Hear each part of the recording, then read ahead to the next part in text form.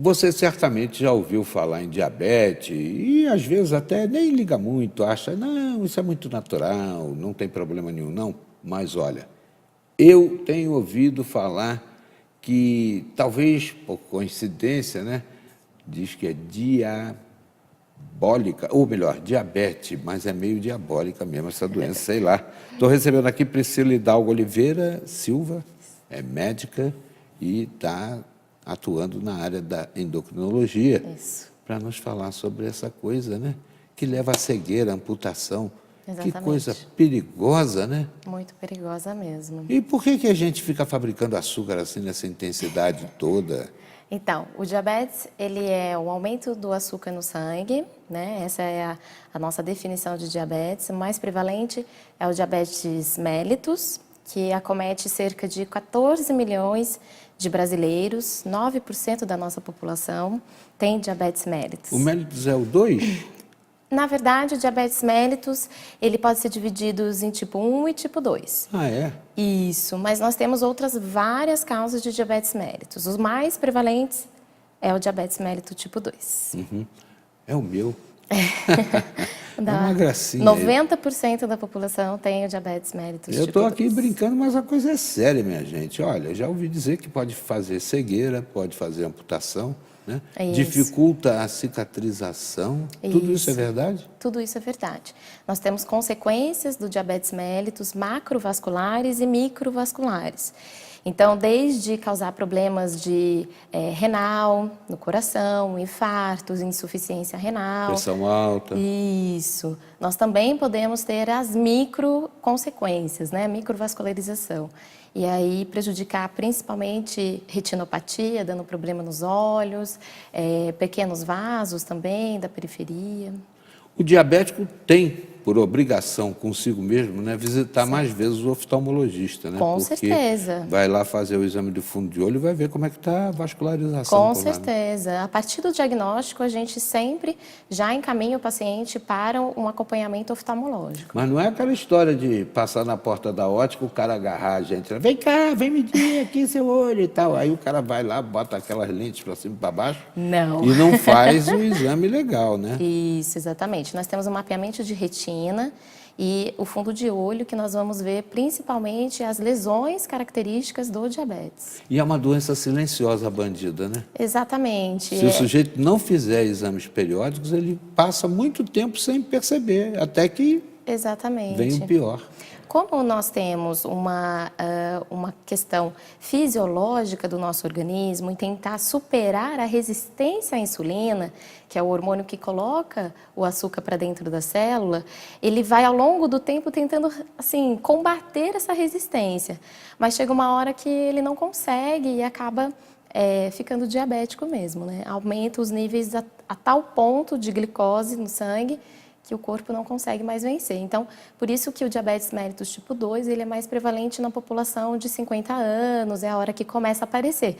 Mas, na verdade, nós já temos o processo antes dos 50 anos acontecendo. Agora, também ouvi dizer que o diabético não pode ficar sem comer, tem que ter uma periodicidade. Não pode comer muito, mas também não pode ficar sem comer, né? Isso. Porque senão o próprio organismo produz açúcar do nada. É que, na verdade, o que acontece? A regra na alimentação, a partir do momento que você começa o tratamento, você está tomando uma droga antidiabético que vai abaixar o açúcar no sangue. Se você fica sem se alimentar, a droga vai continuar agindo, né? E aí ocorre o risco de hipoglicemia. Nossa, Que também é o grave. açúcar vai abaixo de 90 e a pessoa... Isso, exatamente. Abaixo de 70 a gente já começa a caracterizar a hipoglicemia. Então, por isso que tem que ter uma regra na alimentação. Principalmente porque uma das causas da resistência à insulina no diabético tipo 2 é a obesidade, né? E o sedentarismo. Então, a pessoa já tem uma alimentação desregrada que levou ela a ficar diabética. Gordura vira açúcar, é verdade? Na verdade, mais ou menos, porque associado aos alimentos gordurosos, nós temos grande quantidade de carboidratos. Os carboidratos, sim, depois da digestão, eles viram açúcar. A gordura, propriamente dita, ela tem uma pequena ou quase mínima parcela de virar açúcar, mas é que ela sempre está atribuída e associada a grande quantidade de carboidrato. Veja você, né?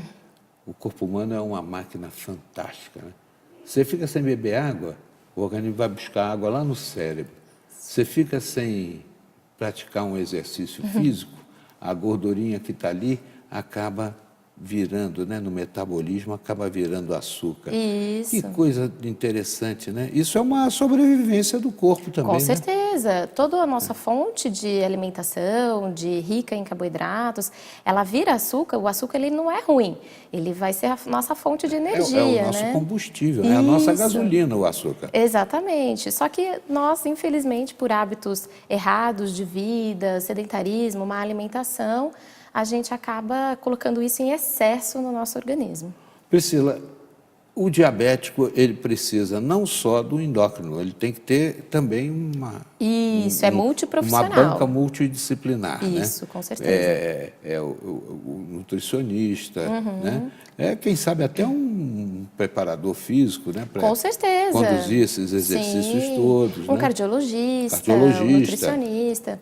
Em alguns casos... Alguém que cuide também da circulação, né? Sim, a gente vai acompanhando conforme a necessidade do paciente, mas a princípio, o tratamento inicial do diabético tipo 2, né, mellitus tipo 2, a gente já tem a intervenção nutricional associada a educador físico, mudança de hábitos de sedentarismo, a gente vai mudar com caminhadas, uma musculação e além, claro, que a gente já pode propor para o paciente a terapia medicamentosa. Eu talvez fale alguma coisa aqui que seja uma heresia, mas eu comecei a perceber que estava com diabetes quando eu comecei a ter cãibra na panturrilha.